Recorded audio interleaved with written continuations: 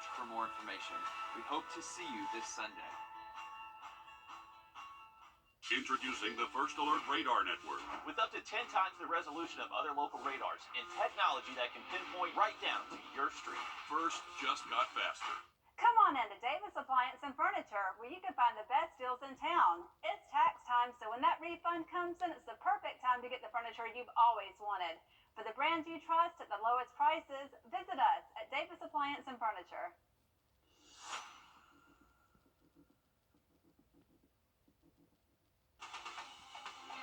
Live from Augusta, you're watching News 12, live at 5.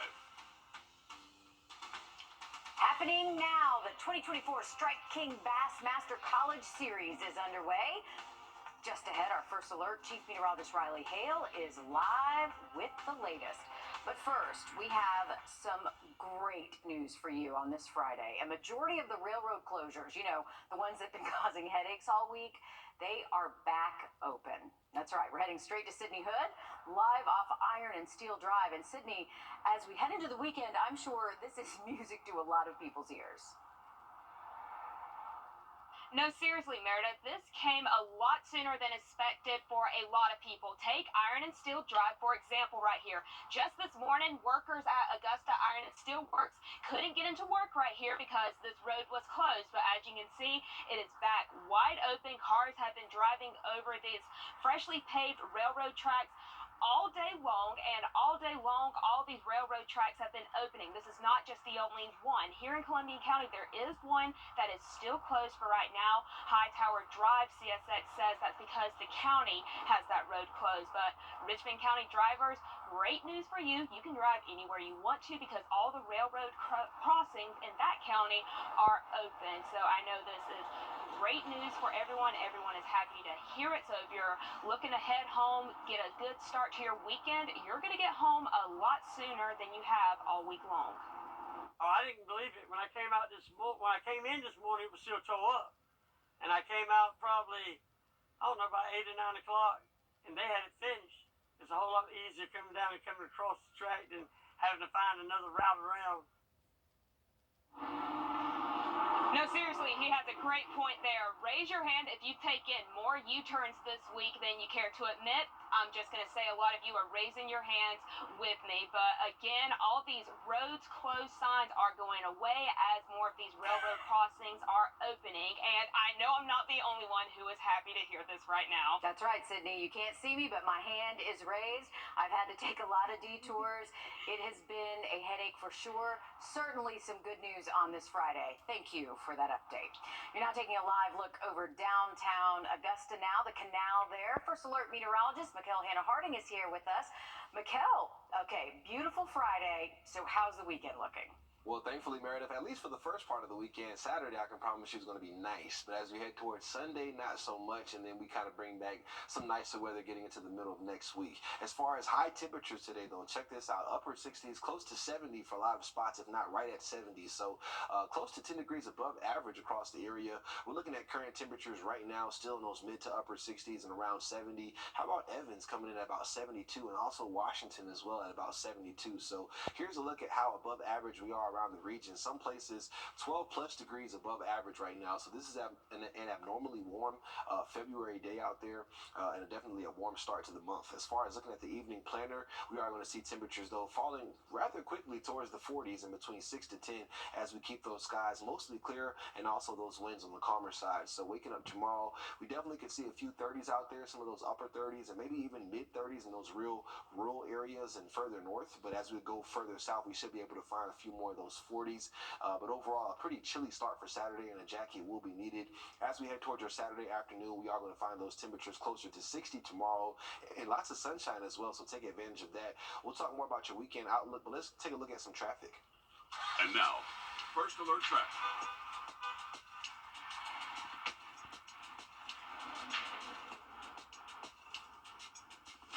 Well, first taking a look outside of our studios here off of Riverwatch Parkway, we're looking at Riverwatch and I-20, and traffic seems to be flowing nice and smoothly. The shot a little bit blown out from the sunshine right there, but as we look towards Grovetown, definitely in the golden hour, everything lit up yellow and orange as that sun is really lowering in the horizon. And we also notice a nice flow of traffic, at least down Lewiston Road and that overpass. Noticing that usual backup now off of exit 190 as we do continue into the 5 o'clock hour. But we'll talk more about rain chances for this weekend into next week coming up. All right, thanks, Mikkel. After a deadly drone attack kills 3 U.S. soldiers in Georgia, a 17-year-old suspect is in custody this evening after shots were fired in an Atlanta high school's parking lot. 2 people were hurt. Neither of them were students. As Jennifer Lipsey shows us, the shooting was all caught on camera. I mean, it's complete shock when your child reaches out and says, "Code Red, this is not a drill," in all capital letters. Parents of McEachern High School students on edge Thursday after a shooting in the parking lot of the school prompted a major law enforcement response. When we get these calls, we don't know if it's an active shooter or not. And so our officers treat it as it is an active shooter. And we train for this, along with everybody behind me, every single year. Cobb County police say the shooting happened outside the school around 1:45 p.m. The high school went on lockdown as they secured the campus. We spoke with a student with parental permission who says they sheltered in their classrooms after she learned of gunfire. And the video started surfacing, and pretty much I saw the video. It was the same boys that I had seen before I went to lunch. That video she's referring to appears to show a group of young people in the parking lot. 2 victims had to be taken to the hospital. Neither were current McEachern students. The result? Anxious loved ones waiting to pick up their student at the reunification center set up at a nearby church. It was my brother, man, so of course I had to rush up here as soon as I got the news. It's sad, and it was scary. I can't lie. The go-ahead finally given around 4:30 p.m. when law enforcement determined the high school was safe. I'm gonna hug them and be happy. As a scary school day came to a close and students returned home, law enforcement still searching for suspects involved. Authorities say they are still working to identify a second shooter. Here at home, a Greenbrier High School student is in trouble this evening over what the Columbia County School District is calling an inappropriate online search. In a letter sent home to parents, the school says the online search was made during class but did not interrupt the school day. Officials say the student is being held accountable according to the Code of Conduct and the law. A man accused of killing 3 people at a golf course in 2021 taking a plea deal this morning.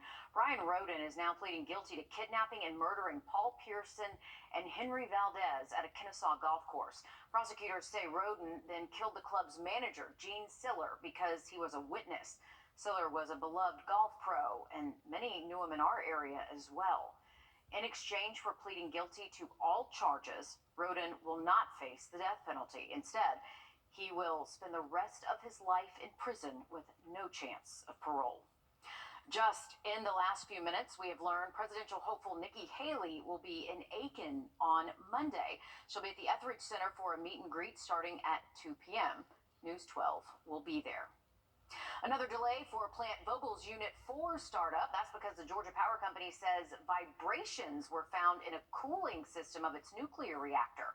Well, now the power company is pushing the original 2017 date back yet again, this time until sometime between April and June of this year.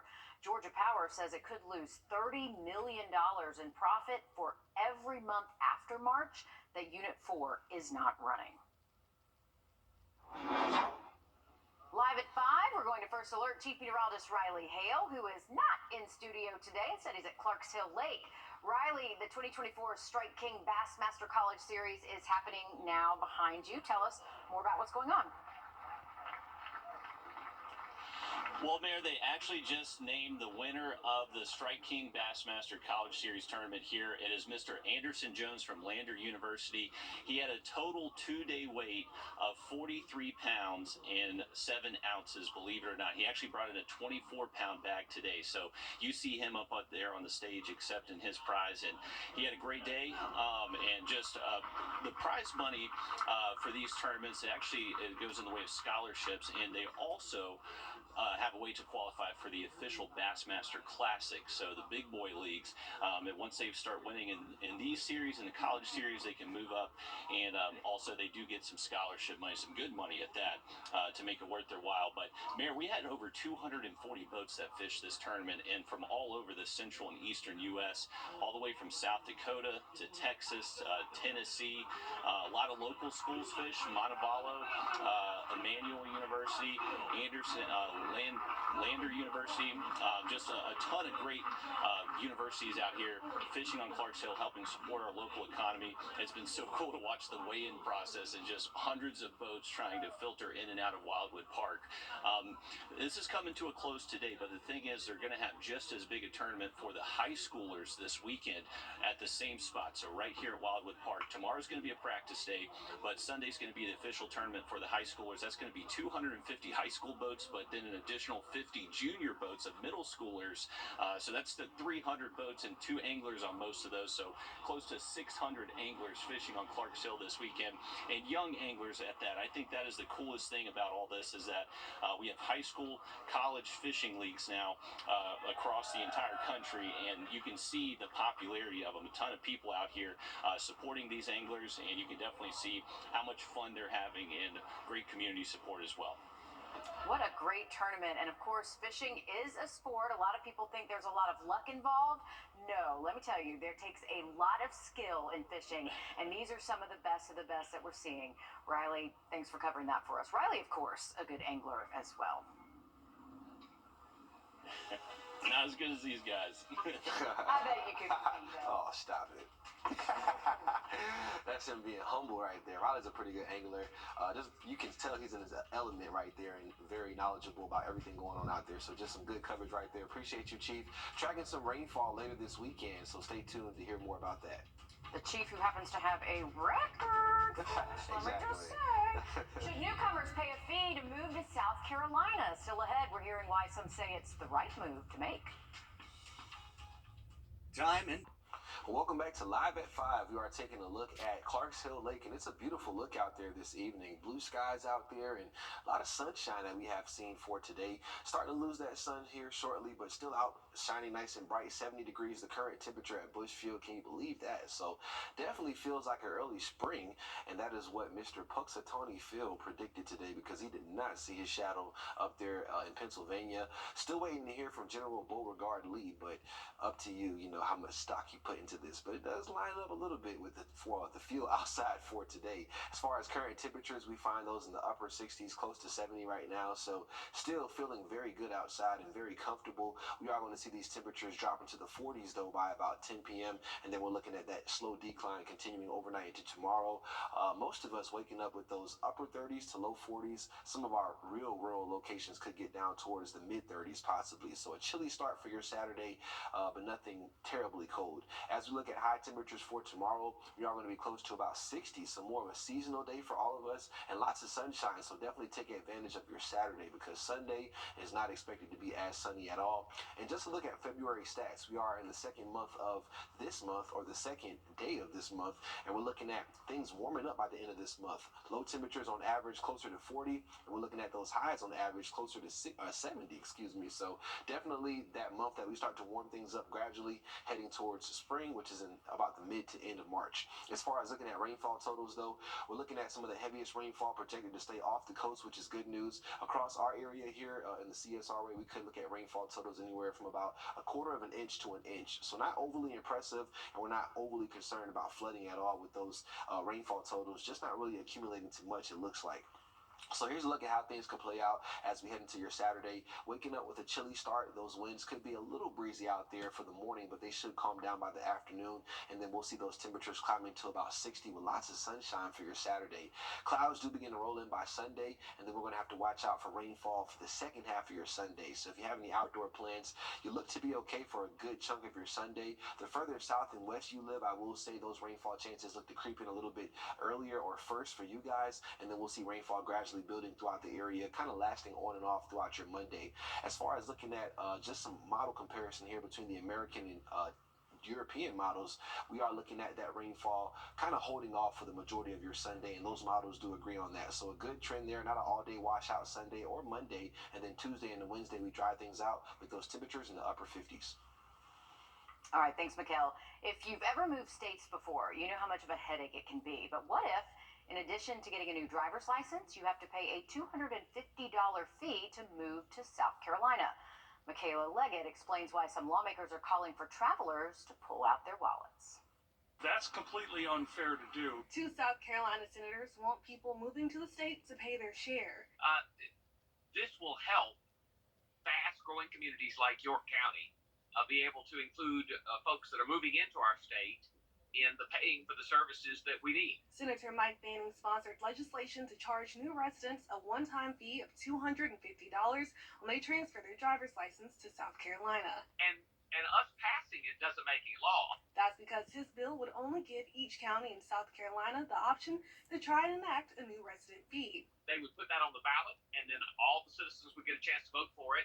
And if it passes, then only the people and after that date would start paying the fees. Voters would decide if they want to charge newcomers to help pay for roads, education, and green space. And all of the new people that are coming into these new developments, all the infrastructure is being placed by the folks that have been there for 100 years. And that's not fair. James Bancroft has been living in the upstate for over 20 years, and he says the fee may turn people away. If you're going to tell me that I got to pay $200 to transfer my driver's license, I'm going to think twice on whether I come down here at all.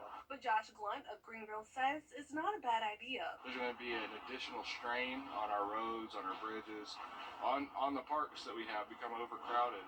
And I do think that having a fee for new residents is a way to offset some of the impact that they'll have by moving here. The U.S. Census Bureau says South Carolina was the fastest growing state from 2022 to 2023, with more than 90,000 people moving to the Palmetto State. We're back in a bit. First Alert Radar, powered by Jim Hudson Automotive Group. The Home and Garden Hall. Hey guys, it's Anna Christina here. As we gear up for home improvement season, it's crucial to consider the first line of defense for your home against the elements, your roof. Roof Savers is now offering our community an excellent and budget-friendly roofing treatment that's a scientifically proven solution that can reverse the age of asphalt shingle roofs by up to 15 years. I'm joined by Russell Beckham. He's one of the owners of Roof Savers, and over the past couple of years, our customers have been so delighted with the amount of money they've been able to save to not have to go through a full roof replacement because of the roof rejuvenation process. Talk to us about what it is and how that's possible. Sure. So roof rejuvenation is the process of extending the life of asphalt shingles by increasing granular adhesion and also bringing back the flexibility so that the shingles can do what they're designed to do and protect your home. Absolutely, and people are very happy about that. And Russell, there's some exciting news. You guys have an exclusive product now called Renew It that can actually help extend the life of metal roofs. How are you guys able to do this? So it's really exciting. So rust is something that occurs naturally on a metal surface. And what causes rust is a process called oxidation. So we now have a protective coating that can prevent water and oxygen from reaching the metal and causing rust. Now, as an added benefit, which is great for the customer, we bring the color of the old metal to like new again. Russell, that's so exciting, saving roofs all the way around, whether it's asphalt shingles or metal. You can dial the number on your screen right now for a free roof inspection to determine if your roof qualifies. Our operators are available 24 hours a day to assist you. By taking this simple step, you could potentially save thousands of dollars this year and stop the need for a costly and time-consuming roof replacement. Roof Savers, save your roof, save your money.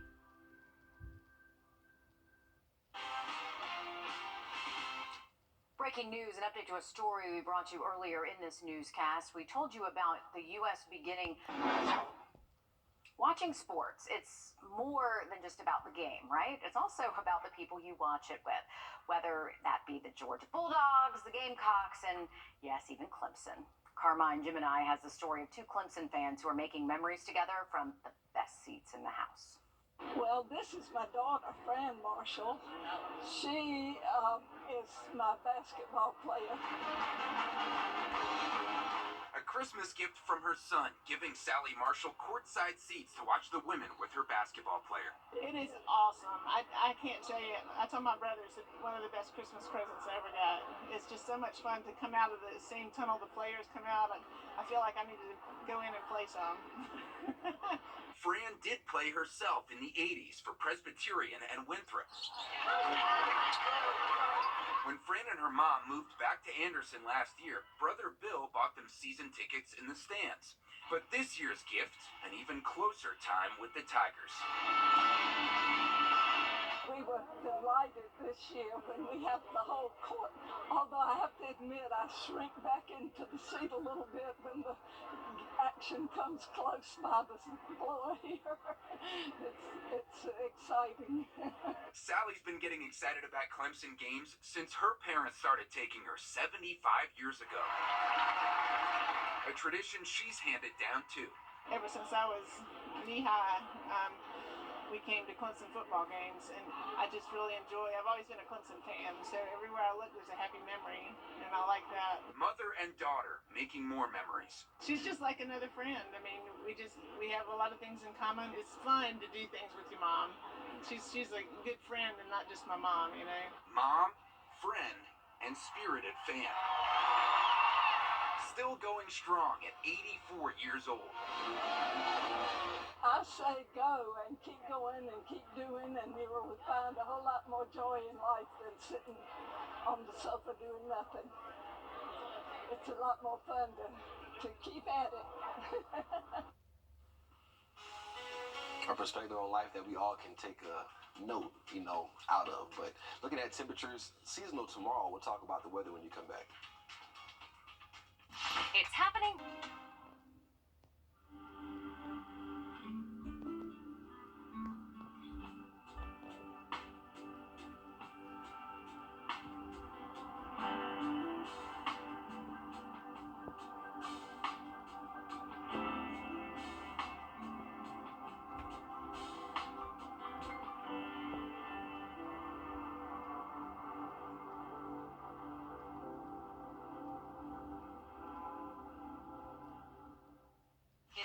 Right now, it's to go.